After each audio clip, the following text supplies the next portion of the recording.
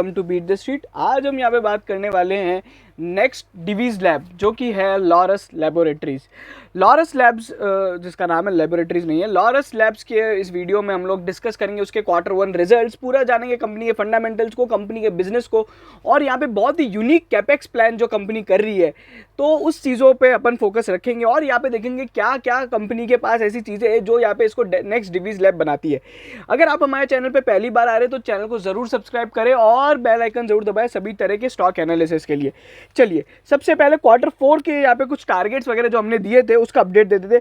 लगभग 450 रुपये पे हम लोग ने यहाँ पे वीडियो बनाया था, 450 से 420। वी टोल्ड कि यहाँ पे रिजल्ट्स यहाँ पे बहुत अच्छे आए हैं और स्टॉक में एक अच्छी खासी रैली देखने को मिलेगी, लेकिन मार्केट ने उसे एक दिन गिराया था। उसके बाद से हमारा जो टारगेट था 550 रुपये का वो हिट होता हुआ दिखाई दिया और फिर जो लॉन्गर टर्म का टारगेट था 700 रुपये वो भी हिट हुआ है। बट हम लोग जो हमेशा टारगेट्स देते हैं वो कंजर्वेटिव देते हैं। अब जो नए टारगेट्स रहेंगे वो वीडियो के एंड में बता दिए जाएंगे। चलिए सबसे पहले यहाँ पे बहुत सारे लोग यहाँ पे केवल ना रिजल्ट्स देखने के लिए आए होंगे, तो अपन यहाँ पे सबसे पहले बात कर लेते हैं लॉरस लैब्स की। ये एक एपीआई कंपनी है, उनके लिए इतना ही काफ़ी है। देखिए Q1 का जो रेवेन्यू है 31% से बढ़ा है। एबिटा यहाँ पर 400 करोड़ रहा है। EBITDA margin as per management guidance 31% था, वो रहा है। पैट के अंदर यहाँ पे जो ग्रोथ देखने को मिली है 40% की ग्रोथ है। मार्जिन यहाँ पे 19% रहे हैं। एबिटा मार्जिन और यहाँ पे पैट मार्जिन पे ओवरऑल इंपैक्ट देखने को मिला है as compared to last quarter. और वहीं पर अगर आप देखोगे पिछले क्वार्टर से कंपेयर करते हो तो यहाँ पे रिजल्ट्स थोड़े वीक रहे हैं बिकॉज ऑफ ओवरऑल यहाँ पे इकोनॉमिक कंडीशन के कारण ये सारी चीज़ें देखने को मिली है। अच्छा, रेवेन्यू आप देखोगे 1280 करोड़ का है, 30% से बड़ा है। एबिटा 400 करोड़, 40% से एबिटा मार्जिन। और फिर पैट मार्जिन की बात करें, ये सब चीज़ें हो गई है। So this has been the results. अब यहाँ पे बात कर ले कंपनी के ओवरऑल यहाँ पे मैनेजमेंट की, यहाँ पे कॉमेंट्री की। सत्यनारायण चाबा जो है उनका क्या कहना है, देखो FY22 उनकी बहुत ही स्ट्रॉन्ग यहाँ पे टारगेट्स रहे। 95% ग्रोथ देखने को मिली है यहाँ पे उनके जो कि वो वाला सेगमेंट अपना सिंथेसिस वाला जो सेगमेंट है जिसको अपन CDMO भी कहते हैं। उसके बाद अगर अपन देखें API और बाकी अदर सेगमेंट्स में भी यहाँ पे स्ट्रॉन्ग ग्रोथ है। उसके बाद कंपनी बोल रही है ओवरऑल जो बिजनेस यहाँ पे थोड़े बहुत यहाँ पे वीक रहे अदर APIs के, उसमें Q2 से यहाँ पे एक्सपेक्ट रिकवरी कर रही है। बाकी दे रिमेन यहाँ पे bullish on the overall business growth and यहाँ पे ओवरऑल कंपनी। अच्छा, उसके बाद कंपनी के जो यहाँ पे ED और CFO है उनका भी क्या कहना है कि यहाँ पे ओवरऑल यहाँ पे जो बिजनेस अपॉर्चुनिटीज़ है यहाँ पे बहुत ज़्यादा देखने को मिलेगी आने वाले समय में। और उनके जो मार्जिन वगैरह रहे हैं वो यहाँ पे बेटर रहे हैं। ग्रॉस मार्जिन की यहाँ पे बात कर रहे हैं जो कि YOY और Q1Q बेसिस पे बड़े हैं, तो वो जो मार्जिन्स रहे हैं वो यहाँ पे बेटर प्रोडक्ट मिक्स और ओवरऑल यहाँ पे इंप्रूव सेल्स के कारण रहे हैं। अच्छा, अब ये कुछ यहाँ पे बिजनेस हाइलाइट्स है जो आप यहाँ पे देख सकते हो, बट ये अपन यहाँ पे ओवरऑल यहाँ पे जो बिजनेस व्यू अपना जो है वो यहाँ पे अपन कंपनी के उसमें कवर करेंगे फंडामेंटल्स में। तो यहाँ पे आप देख सकते हो लास्ट जो यहाँ पे DMF फाइल किए गए थे 296 जो 66 DMFs है। बेसिकली DMFs का मतलब होता है ड्रग मैन्युफैक्चरिंग के लिए जो यहाँ पे एप्लीकेशन दी जाती है US में, तो या फिर कोई और भी अगर दी जाती है तो वो यहाँ पे DMF उसको बोलते हैं, जिसके लिए अपन उसको मीनिंग ये होता है कि यहाँ पे आपको एप्लीकेशन फाइल करनी पड़ती है कि हम ये ड्रग बना रहे हैं, आपका अप्रूवल चाहिए यहाँ पे आप, या फिर आपकी कंट्री में इसको बेचने के लिए अप्रूवल चाहिए। तो वो सारे जो अभी API का भी अप्रूवल लगता है तो वो यहाँ पे 66 DMF फाइल किए हैं। चलिए, तो ये सारी चीज़ें हो गई है। अब आते हैं अपना ओवरऑल यहाँ पे बिजनेस पे। देखो, अगर मेरे से कोई पूछता है कि रिजल्ट्स कैसे रहे, भैया रिजल्ट्स अच्छे रहे थे, क्या क्या एक्सपेक्टेशंस को मीट किया है क्या, नहीं एक्सपेक्टेशंस को मीट नहीं किया है, बट कुछ बिजनेस के अंदर ऐसी यहाँ पे अच्छी चीज़ें देखने को मिल रही है जो ओवरऑल मुझे यहाँ पे लॉरस लैब्स पे बुलिश बनाती है और करंट जंक्चर पे बिल्कुल बनाती है। अगर अपनी जो फार्मा में रिकवरी देखने को मिलती है आफ्टर, अगर अपन देखेंगे फाइजर के भी रिजल्ट्स अच्छे थे, फिर यहाँ पे अभी अगर आप देखोगे तो जो अभी लॉरस लैब्स ने अच्छे रिजल्ट पोस्ट किए, तो ओवरऑल यहाँ पे सारी कंपनी डॉक्टर रेड्डी या फिर एलेम्बिक फार्मा जैसी काम नहीं कर रही है, कुछ कंपनीज अच्छी भी है। ठीक है, अगर अपन देखेंगे डिवीज लैब का शेयर ऑलरेडी यहाँ पे रिकवर हो चुका है। सो ओवरऑल अगर फार्मा में वापस रिकवरी देखने को मिलती है, Laurus labs will be the key यहाँ पे एक है ना प्लेयर रहेगा फार्मा की रिकवरी के लिए। चलिए, तो ये मेरा रिजल्ट पे ओपिनियन था। अच्छा, अब यहाँ पे अपन बात करते हैं लॉरस लैब्स के बिजनेस की। देखो, लॉरस लैब्स आज से 4-5 साल 10 साल पहले एक ARV API कंपनी थी। ARV API का मतलब क्या होता है, जो कि अपना जो HIV के लिए जो API यूज़ होता है ना उसे ARV API कहते हैं। ठीक है, अब उसका ज़्यादा मीनिंग अपन नहीं समझेंगे। उसके बाद ये API कंपनी बनी जहाँ पे अदर थेरेपीज़ को भी कवर करने लग गई। अब ये फार्मास्यूटिकल कंपनी बन गई है। ठीक है, अब यहाँ पे अपन इसको समझते हैं API होता क्या, एक्टिव फार्मा इंग्रेडिएंट। बहुत ही सिंपल है, बार बार समझाता हूँ हर ये API कंपनी के एनालिसिस में। देखो, मान लो ये आपकी डिस्प्रिन की टैबलेट है। डिस्प्रिन की टैबलेट में कुछ पोर्शन होता है जो आपका दर्द सही में कम करता है। बाकी पोर्शन में क्या होता है कि यहाँ पे एक कलर होता है या फिर आपकी अदर चीज़ें होती है जो आपके ओवरऑल बॉडी के टेम्परेचर को या फिर बॉडी की कंडीशन को मेंटेन सकती है। ठीक है, कुछ यहाँ पे होता है जो बेसिकली इंटेंडेड बेनिफिट्स देता है, जो कि इंटेंडेड बेनिफिट आपका दर्द कम करना है, तो उस पार्ट को बोला जाता है, उस पूरे टैबलेट के पार्ट को बोला जाता है एपीआई, एक्टिव फार्मा इंग्रेडिएंट। वहीं पे जो टैबलेट का कलर या फिर अदर इंग्रेडिएंट्स होते हैं वो नॉन एपीआई होते हैं, यानी नॉन एक्टिव फार्मा इंग्रेडिएंट्स। सो ये जो एपीआई होता है ये एक तरीके की हर टैबलेट या फिर कोई भी तरह की दवाई के अंदर यहाँ पे एक रॉ मटेरियल का काम करता है, तो इसको आप ऐसे समझ सकते हैं। चलिए, तो ये था पूरा लॉरस लैब्स का काम। अब यहाँ पे मेन काम ये लॉरस लैब्स का था। अगर आप यहाँ पे क्वार्टर ऑन क्वार्टर बेसिस पे देखते हो तो कंपनी का बिजनेस थोड़ा बहुत इंपैक्ट हुआ है। ठीक है, तो ये आप यहाँ पे देख सकते हो कि यहाँ पे ओवरऑल तो बिजनेस यहाँ पे वाई पे अगर आप ग्रोथ देखते हो तो यहाँ पे 40% की ग्रोथ है। ठीक है, और मैं आपको बता दूँ जहाँ पे कंपनी का भी लास्ट ईयर का रेवेन्यू 4800 करोड़ था, विद यहाँ पे जो कैपेसिटी एक्सपेंशन कंपनी कर रही है, लास्ट ईयर भी यहाँ पे लॉरस लैब्स ने लगभग 700 करोड़ का एक्सपेंशन किया है, जो कि अगर अपन देखेंगे फार्मास्यूटिकल कंपनीज में नंबर 3 पे आती है। और इतनी छोटी फार्मा कंपनी अगर इतना ज़्यादा एक्सपेंशन करती है तो यहाँ पे बहुत बड़ी बात होती है। 4800 करोड़ का इनका रेवेन्यू है। बाय FY23 कंपनी प्लान्स की उनका जो यहाँ पे ओवरऑल यहाँ पे जो रेवेन्यू है वो 7500 करोड़ पे देखती है, और 700 करोड़ का अभी उन लोग ने ऑलरेडी कैपेक्स किया है, और अभी यहाँ पे अगले 2 साल में 1500-2000 रुपए करोड़ का यहाँ पे वो कैपेक्स करेंगे। तो जिसके कारण यहाँ पे अगर अपन देखें तो कंपनी का जो यहाँ पे ओवरऑल कैपेसिटी है, जिसको यहाँ पे रिएक्टर्स भी बोला जाता है, तो वो 80% से बढ़ जाएगी। So this has been the key thing यहाँ पे जो लॉरस लैब्स को यहाँ पे नेक्स्ट डिवीज लैब बनाती है। कंपनी अपनी ग्रोथ पे और यहाँ पे एक्सपेंशन पे बहुत बहुत ज़्यादा एग्रेसिव है। It is one of the most aggressive player in overall यहाँ पे फार्मा सेक्टर। ठीक है, ये आप कंसिस्टेंट परफॉर्मेंस देख सकते हो ग्राफिकल मैनर में। 31 से 33 जो यहाँ पे अगर आप देखोगे, कंपनी ने क्या बोला था लास्ट Q4 रिजल्ट में, अगर कोई मेरे से पूछता है कि EBITDA मार्जिन कम हुए, तो कंपनी ने यहाँ पे साफ साफ बोला था कि हमारे यहाँ पर जो टारगेट है 30% के ऊपर का मार्जिन रखने का है। कभी भी आप एक्सपेक्ट नहीं कर सकते कि यहाँ पे अगर एक बार 34 आ गया तो बार बार यहाँ पे 34% ही मार्जिन होगा। थोड़ी थोड़ी चीज़ें इन्फ्लेशन और बाकी सभी मार्केटिंग कंडीशंस के कारण इंपैक्ट होती है। वहीं पे जो कंपनी का लेवरेज है, लेवरेज रेशो लगातार यहाँ पे कम होता जा रहा है। नेट डेब्ट टू EBITDA अभी यहाँ पे 1 हो गया है। ओवरऑल दिस हैज़ बीन यहाँ पे थोड़ी बहुत कंपनी ने डेप्ट ली है, बट यहाँ पे वो ओवरऑल एक्सपेंशन के लिए है। ROCE कंपनी का भी 32% हो गया है। अब मैं आपको एक बात समझा देता हूँ, ये अभी कैपेक्स साइकिल में, पहले अगर अपन देखेंगे ना इस तरह का कैपेक्स साइकिल चलता था, फिर वापस ये जब कैपेक्स हुआ कंप्लीट और ये हुआ, अब वापस ये यहाँ पे कैपेक्स, यहाँ पे ROCE यहाँ पे नॉर्मल हो जाएगा। उसके पीछे क्या रीज़न होता है? देखो, आज मैं एक प्लान डाल रहा हूँ तो मैं 100 करोड़ का इन्वेस्टमेंट कर रहा हूँ, वो मेरा आज ही यहाँ पे वर्किंग कैपिटल एम्प्लॉयड में आ गया है, कैपिटल एम्प्लॉयड में, है ना। तो मैं जब रिटर्न कैलकुलेट करना चाहूँगा, वो मेरी फैक्ट्री चल तो नहीं रही है, पर उससे मेरे को ओवरऑल यहाँ पे मेरा ROCE मेरा कम हो जाएगा, ठीक है ना। पर जब वो फैक्ट्री चालू होगी ना तो एकदम से मेरा ROCE शूट अप हो जाएगा, और बिल्कुल वही का वही हुआ था जो अपन ने लास्ट यहाँ पे Q1 FY21 में देखा था। सो ये अभी कैपेक्स फेज में जा रही है वापस लॉरस लैब्स, जो ऑलरेडी पहले कैपेक्स फेज में थी, अब वापस कैपेक्स फेज में जा रही है। ठीक है, तो यहाँ पे अगर आप देखोगे तो ROCE और ये वाले जो रेशोज होते हैं तो थोड़े बहुत आपको इंपैक्ट होते हुए दिखाई देंगे। बाकी जो कंपनी का रेवेन्यू है वो यहाँ पे मैंने आपको ऑलरेडी बता दिया है। बिजनेस स्ट्रेटेजी, एफडीएफ का मतलब क्या होता है? Finish doses forms. ये एक फॉर्मुलेशंस का बिजनेस होता है। यहाँ पे मतलब बेसिकली दवाई के सारे इंग्रेडिएंट्स को मिला के यहाँ पे फाइनली दवाई बनाई जाती है, जिसको अगर आप नाम से भी समझेंगे तो फॉर्मुलेशंस बिजनेस है। फॉर्मुलेशंस बिजनेस के अंदर 48% की ग्रोथ है, 21% की क्यू ऑन क्यू ग्रोथ है। एपीआईज के अंदर ही यहाँ पे सबसे ज़्यादा प्रॉब्लम थी, 31% की यहाँ पे क्यू ऑन क्यू यहाँ पे जो परफॉर्मेंस है वो नेगेटिव रही है, और जिसके कारण ओवरऑल रिजल्ट इंपैक्ट हुआ है। बाकी कंपनी के एक भी बिजनेस सेगमेंट ने यहाँ पे खराब परफॉर्मेंस नहीं दी है। अगर आप देखोगे यहाँ पे सबसे जो बेस्ट जो सेगमेंट होता है वो मेरा फेवरेट सिंथेसिस सेगमेंट होता है, जो यहाँ पे कोई भी नहीं देख रहा है। सिंथेसिस यहाँ पे बहुत बड़ी चीज़ है जिसके बारे में अपन बात करेंगे, CDMO या फिर उसको क्रैम्स भी बोला जाता है। चलिए, तो यहाँ पे ये है, और एक यहाँ पे बायोलॉजिक्स का मतलब क्या होता है? कुछ यहाँ पे नेचुरल चीज़ों से यहाँ पे दवाई बनाने का काम होता है, उसे बायोलॉजिक्स कहते हैं। अगर आपको समझना है कि बायोलॉजिक्स का मेन यहाँ पे क्या एग्जांपल है, सबसे बढ़िया एग्जांपल क्या है बायोलॉजिक्स का, तो आप मेरा शिल्पा मेडिक्योर का यहाँ पे वीडियो देख सकते हो, जो भी एक बायोलॉजिक्स में एंटर कर रही है। ठीक है, तो एपीआई, एफडीएफ, सिंथेसिस और यहाँ पे फिनिश डोजेज फॉर्म।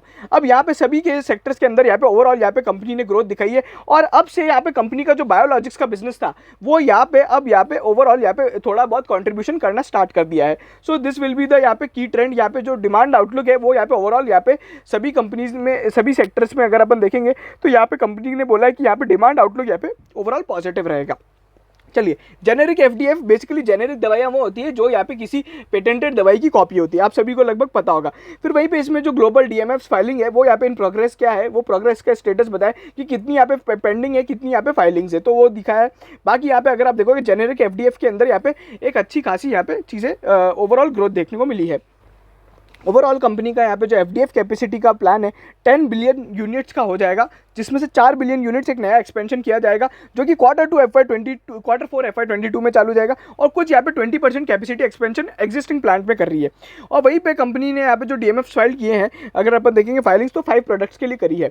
सो ये वाला जो बिजनेस है ना, इसके अंदर बहुत ज़्यादा ग्रोथ देखने को मिली है। 352 करोड़ से यहाँ पे अगर आप देखोगे रेवेन्यू यहाँ पे 521 करोड़ हुआ है अगर Q1 से भी आप कंपेयर करते हो तो। फिर जेनेरिक एपीआईज यहाँ पे एक और बिजनेस है। तो एपीआई मैंने आपको समझा दिया क्या होता है। वहीं पे एपीआई बहुत तरह तरह के होते हैं, इनमें इनका एक मेन एपीआई है एआरवी एपीआई के, जो एचआईवी के लिए काम आता है। एक ऑन्को एपीआई है। ऑन्को एपीआई मतलब ऑन्कोलॉजी यानी कैंसर के अंदर यहाँ पे कौन काम कर रहा है, क्लीन साइंस टेक्नोलॉजी काम कर रही है। और दूसरा अगर आप देखोगे तो अपना जो दूसरा एक और बिजनेस है जो यहाँ पे काम कर रहा है वो है यहाँ पे शिल्पा मेडिक्योर। तो शिल्पा मेडिक्योर भी यहाँ पे ऑन्कोलॉजी में काम कर रही है। और उसके अलावा भी बहुत सारी कंपनीज है जो प्योरली अगर आप देखोगे तो यहाँ पे ऑन्कोलॉजी में काम कर रही है। सॉरी, क्लीन साइंस नहीं, बल्कि जो अपना जो ग्लेनमार्क है वो यहाँ पे ऑन्कोलॉजी के अंदर काम कर रहा है। तो ग्लेनमार्क की जो नई कंपनी है लाइफ साइंस वाली, वो यहाँ पे ऑन्कोलॉजी में काम कर रही है। और ऑन्कोलॉजी की यहाँ पे डिमांड तो ओवरऑल यहाँ पे पॉजिटिव रहेगी, बिकॉज कैंसर एक ऐसी चीज़ है जिसका अभी भी यहाँ पे ओवरऑल अगर आप देखोगे तो आज भी यहाँ पे उसका कोई दवाई वगैरह परफेक्ट नहीं है। So there is no perfect solution for that.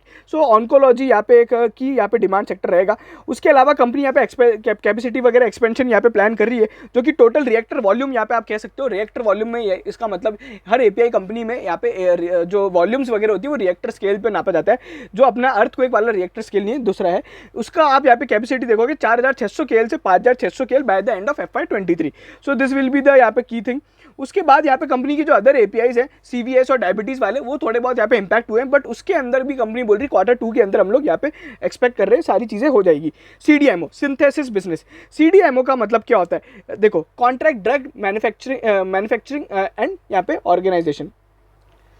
तो अगर आप देखोगे सीडीएमओ को बहुत तरह तरह के नाम से भी बोला जाता है। इसको ऑलरेडी ये भी बोला जाता है कॉन्ट्रैक्ट, यहाँ पे अगर आप देखोगे contract development and manufacturing company. अब ये वाला बिजनेस थोड़ा अलग होता है। देखो एपीआई में भी है ना बहुत सारे तरीके के एपीआई होते हैं। सिंपल सी चीज़ है, एक एपीआई आप मानो मारुति सुजुकी है, ठीक है, दूसरा आप मानो आपका वॉक्सवैगन है, तीसरा आप मानो ऑडी है, ठीक है। आप समझो ये वाला जो बिजनेस है वॉल्यूमिनस और लो मार्जिन होता है। ये वाला business medium margin medium volumes. Audi वाला जो बिजनेस होता है वो हर कोई नहीं कर सकता। एक बार अगर आपने ऑडी बनाने का एक कॉन्ट्रैक्ट किसी और कंपनी को दे दिया, आप उसके साथ जुड़े रहोगे, ठीक है। तो ऑडी वाला हर कोई बनाता नहीं है और वो बहुत ही कॉम्प्लेक्स इन नेचर है, कॉम्प्लेक्स इन मैन्युफैक्चरिंग है। तो जो सीडीएमओ सिंथेसिस बिजनेस होता है उसके अंदर बहुत तरह के कॉम्प्लेक्स एपीआईज बनाए जाते हैं। और इस बिजनेस के अंदर क्या होता है, जो यहाँ पे ओवरऑल अगर आप देखोगे टाइम फ्रेम रहता है, जो यहाँ पे फॉर्मुलेटर के साथ यहाँ पे जो इनका कॉन्ट्रैक्ट रहता है वो लगभग 5 से 10 साल से ज्यादा का रहता है। इवन 5 साल तो उसके ड्रग को यहाँ पे डेवलप होने में लग जाते हैं। So this business is very very important, जिसमें अपन अगर आप न्यूलैंड के अंदर देखोगे, न्यूलैंड के अंदर इस बिजनेस को क्रैम्स का भी नाम दिया जाता है। सो ये वाला जो बिजनेस है सबसे ज्यादा हाई मार्जिन वाला बिजनेस होता है। और इसके अंदर यहाँ पे जो ग्रोथ है वो अभी लास्ट अगर अपन देखें इस क्वार्टर के अंदर 95% की ग्रोथ है। और कंपनी ने जो लॉरस बायो जो रिचर लाइफ साइंस को एक्वायर किया था उसके पास भी कुछ यहाँ पे इस सीडीएमओ का बिजनेस का पार्ट है। तो ये लॉरस लैब्स का ये वाला जो बिजनेस है ये काफी ज्यादा चल रहा है और ये एक सब्सिडरी के थ्रू किया जाता है, लॉरस सिंथेसिस प्राइवेट लिमिटेड। तो ये ओवरऑल यहाँ पे जो बिजनेस है ये सबसे ज्यादा इंपॉर्टेंट है और यहीं पे सबसे ज्यादा इसको ट्रैक करना है। इस कंपनी के पास अभी 50 यहाँ पे टोटल प्रोजेक्ट्स है जिसके अंदर ये लोग सीडीएमओ का काम कर रहे हैं, बट अभी 4 ही प्रोजेक्ट्स है जो यहाँ पे 4 कॉमर्शियल प्रोजेक्ट्स है जो अभी काम कर रहे हैं। बाकी कंपनी अभी आने वाले टाइम में भी इसके अंदर यहाँ पे और चीजें करेगी, बिकॉज इनका जो यहाँ पे देखोगे तो यहाँ पे ओवरऑल यहाँ पे जो क्लाइंट बेस है वो तो इतना ही रहा है, पहले भी 50 थे अब भी 50 ही है। बट यहाँ पे क्या हो रहा है, जो क्लाइंट का रिलेशनशिप है, पहले मान लीजिए डॉक्टर रेड्डी इनका एक क्लाइंट है, डॉक्टर रेड्डी और जो लॉरस लैब्स के बीच में जो क्लाइंट रिलेशनशिप था वो और ग्रोन होता जा रहा है। अब वो और भी दूसरे यहाँ पे सीडीएमओ सिंथेसिस के कॉन्ट्रैक्ट दे रहे हैं। वहीं पे 4 इनके बिग फार्मा क्लाइंट्स है और यहाँ पे 100 R&D है, R&D साइंटिस्ट है और यहाँ पे 550 KL की ओवरऑल यहाँ पे FY22 की यहाँ पे कैपेसिटी एक्सपेंशन का प्लान है जो कि by end of the FY22 ready हो जाएगा। सो टोटल यहाँ पे अगर आप देखोगे 50 है, लास्ट भी 50 थे यहाँ पे जो नंबर ऑफ एक्टिव प्रोजेक्ट्स जो है। उसके बाद यहाँ पे कंपनी को बोला है मल्टीपल यहाँ पे पार्टनरशिप और प्रपोजल्स आए हैं और वो कोलैबोरेटिव फेजेस में मतलब अभी इन लाइन है। हो सकता है नेक्स्ट अगर आप आने वाले क्वार्टर में देख सकते हो ये 50 से प्रोजेक्ट थोड़े बहुत बढ़ भी जाए, 3-5 भी बढ़ता है तो बहुत बड़ी बात होती है। ठीक है, वहाँ पे कंपनी ने बोला है LSPL इज progressing as per our expectation.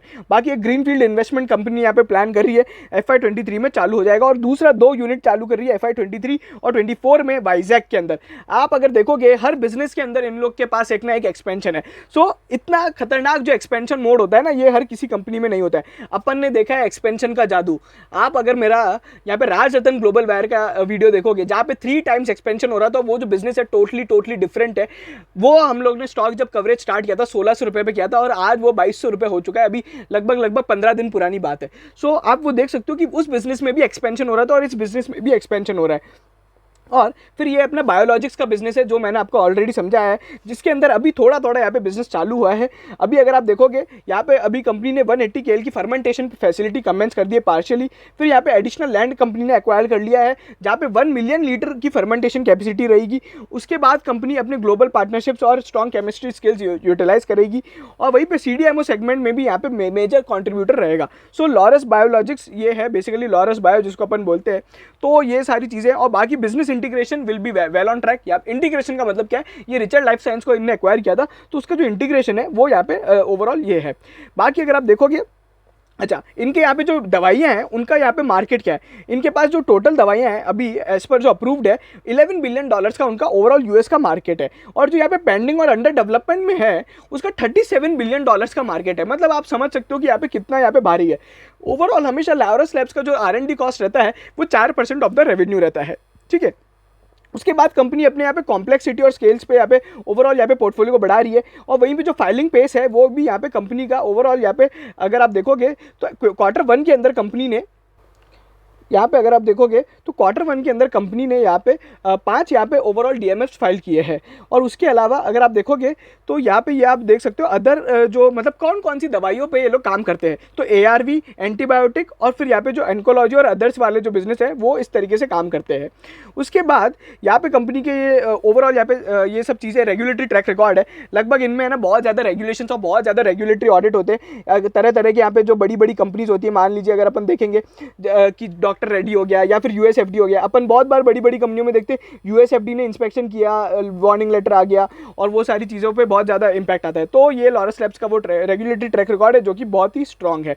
बाकी अगर आप देखोगे तो कंपनी ने वही बताया था कि कैसे ये अगर आप देखोगे इनका पूरा का पूरा सेगमेंट यहाँ पे ओवरऑल बदल गया है। जहाँ पे पहले ARV API थे, अब ये ओवरऑल पूरी फार्मास्यूटिकल कंपनी बन गए।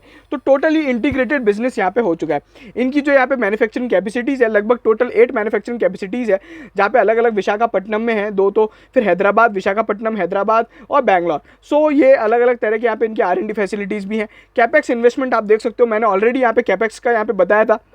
अगर आप देखोगे तो FY23 में टोटल जो इसकी रिएक्टर कैपेसिटी है वो भी बढ़ जाएगी, फॉर्मुलेशन की कैपेसिटी भी वो लोग बढ़ा रहे हैं। सो तरह तरह के यहाँ पे एक्सपेंशन लेके आ रहे हैं।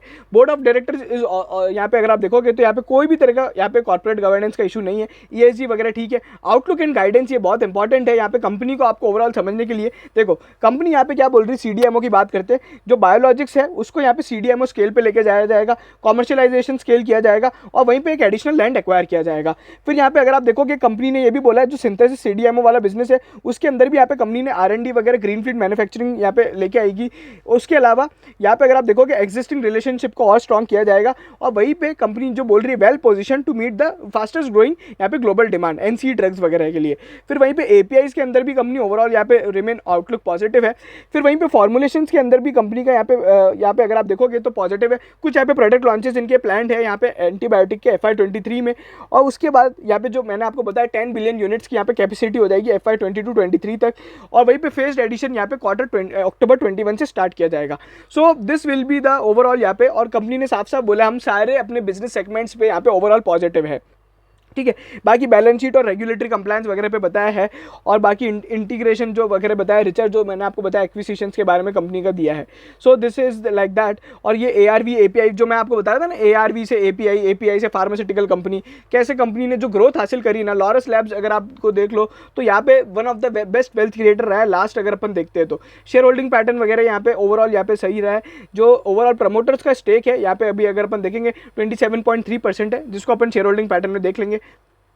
कुछ की रेशोज आप देख सकते हो 39% का ROC है, रिटर्न ऑन इक्विटी 45% का है, पी रेशो इसका 33 का है, प्राइस टू बुक रेशो इसका 12 का है, EBIT टू EBITDA रेशो 22 है। कुछ टाइम पहले ये एक अंडर वैल्यूड कंपनी कहलाती थी, बट एज ऑफ नाउ तो नहीं है। अभी अगर आप पी रेशो देखोगे तो लगभग 1 साल का पी रेशो देखोगे तो ये अभी एक नेग्लिजिबल लेवल्स पे आ गया है, ठीक है। वहीं पे अगर आप न्यूलैंड लैब से इसको कंपेयर करते हो, जो कि एक इनकी यहाँ पे अगर आप देखते हो तो सबसे इंपॉर्टेंट अगर आप देखोगे, अगर आप देखना चाहते हो कि जो न्यूलैंड लैब्स है वो एक इनकी कॉम्पिटिटर है। ओवरऑल बिजनेस पूरा अलग होता है क्योंकि हर एपीआई अलग अलग डिजीज़ पे काम करती है, बट न्यूलैंड लैब से इसकी जो वैल्यूएशन है थोड़ी यहाँ पे सस्ती है, और डिवीज़ लैब से तो बिल्कुल सस्ती है ही। और अगर आप देखोगे बाकी बैलेंस शीट में तो अपन ने देख लिया है सब कुछ। अच्छा, यहाँ पे प्रमोटर्स का जो स्टेक है, प्रमोटर्स का स्टेक यहाँ पे लगभग हर बार यहाँ पे थोड़ा कम होता जा रहा है। सो यहाँ पे 32 पहले अगर अपन देखेंगे तो जून 2020 से स्टेक यहाँ पे थोड़ा बहुत कम होना स्टार्ट हुआ था, तो अभी भी जून 21 में आगे थोड़ा बहुत प्रमोटर ने स्टेक बेचा है। बट यहाँ पे अगर आप देखोगे एफआईआईज ने अपना स्टेक बढ़ाया है और डीआईआईज ने भी अपना स्टेक बढ़ाया है। सी, अगर मैं आपको एग्जांपल दूं एंजल ब्रोकिंग का, जब हम लोग ने अभी लास्ट कवरेज स्टार्ट किया था तो टेलीग्राम चैनल पे, तो वहाँ पे क्या हुआ था, जून में हम लोग ने जुलाई में कवरेज स्टार्ट किया था 800 रुपये पे। तब यहाँ पे क्या हुआ था, जून का जब शेयर होल्डिंग पैटर्न आया था तो सभी ने स्टेक बेचा था, प्रमोटर से लेकर एफआईआई डीआई सबने तक। तो वो सब चीज़ें होती है, देखो बड़ा आदमी होता है तो वो अपना ओवरऑल यहाँ पे करता ही है, बट अपने को यहाँ पे बिजनेस में अगर बिलीव है तो अपने को ज़्यादा इन चीज़ों पर ध्यान नहीं देना चाहिए और इनको बिल्कुल कॉपी भी नहीं करना चाहिए। आप देख सकते हो डिवीज लैब का पी जो है 65 का है, प्राइस टू बुक रेशो अगर आप देखोगे उसका 14 का है, EBIT टू EBITDA रेशो उसका बहुत ज़्यादा है। सो ये आप यहाँ पे समझ सकते हो। वहीं पे न्यूलैंड भी इनसे लगभग यहाँ पे वैल्यूएशंस उसके न्यूलैंड लैब्स के यहाँ पे ज़्यादा है। सो यहाँ पे पी रेशो के मामले में तो ज़्यादा है। अब अपन बात करते हैं यहाँ पे टारगेट्स क्या रहेंगे। देखो लॉरस लैब्स, लॉरस लैब्स ने अभी लगभग अगर आप देखोगे डॉक्टर रेड्डी और फार्मा के बाद काफ़ी एक है ना पुल बैक दिया था, तो अगर आप देखोगे सभी मूविंग इंडिकेटर्स इसके लगभग यहाँ पे सेल कॉल दे रहे हैं। बट मैं आपको बोलता हूँ कि रिजल्ट्स अच्छे हैं ना, तो आप अगर कंपनी में दम है ना तो ये सब चीज़ें शॉर्ट टर्म मूवमेंट देखना ही नहीं है। आप यहाँ पे करंट भाव से बिल्कुल एक्यूमुलेट कर सकते हो। आप मुझे याद रखोगे 600 रुपये का अगर आप भाव देखते हो तो यहाँ पे 600 रुपये के भाव पे अभी यहाँ पे जो चल रहा है, तो यहाँ से जो टारगेट देखने को मिलेंगे सीधा पहले जो टारगेट मिलेंगे 700 750 के एक टारगेट रहेंगे। वहीं पर जो लॉन्गर टर्म का हमारा टारगेट है, जो मैं मानता हूँ यहाँ से आज से 1-2 साल के अंदर देखने को मिलेगा, वो है 1000 रुपये। देखिए बात ये है कि ये भी एक हमारा कंजर्वेटिव टारगेट ही है। मैं तो इस कंपनी को 1000 रुपये पे भी नहीं बेचूंगा, ठीक है। ओवरऑल अगर आप देखोगे तो यहाँ पे साल भर के जो टारगेट है वो इस तरीके से रहेंगे। शॉर्ट टर्म टारगेट 700 750 का रहेगा। रेजिस्टेंस यहाँ पे जो इंपॉर्टेंट है वो 570 का है। आज भी रिजल्ट आते ही एक बार यहाँ पे कंपनी ने 595 से 620 का यहाँ पे जंप मारा था, तो यहाँ पे आप देख सकते हो कि on the back of result 650 670 तो बिल्कुल आपको देखने को मिल जाएगा। सो शॉर्ट टर्म अगर किसी को ट्रेडिंग करनी है तो यहाँ पे ये करंट बाय हो सकता है, जहां पे आप यहाँ पे एक अच्छा पैसा बना सकते हो। और अगर स्टॉक नीचे भी गिर जाता है तो यहाँ पे लॉन्गर टर्म में तो आपको पैसा बना के देगा। और हम हर बार बोलते हैं सारी क्वांटिटी एक भाव पे नहीं खरीदनी, छोटी क्वांटिटी खरीदो, हर अलग अलग भाव पे करो, ताकि आप यहाँ पे आपकी जो क्वांटिटी और आपकी पोजीशन है वो एवरेज हो जाए और मार्केट अनुसार आप यहाँ पे अपनी पोजीशन यहाँ पे डिसाइड कर पाए। बाकी इस स्टॉक पे जहाँ पे और भी अगर अपडेट्स देने रहेंगे हमको, मतलब यहाँ पे हमारा जो टारगेट वगैरह रिवाइज करना रहेगा या फिर बाकी सारी चीज़ें, तो आप हमारा टेलीग्राम चैनल ज्वाइन कर सकते हैं। बीट द स्ट्रीट सर्च करना है तो वहाँ पे आपको सभी यहाँ पे अपडेट्स आते रहेंगे, तो वो आप ज्वाइन कर सकते हैं। Thank you so much.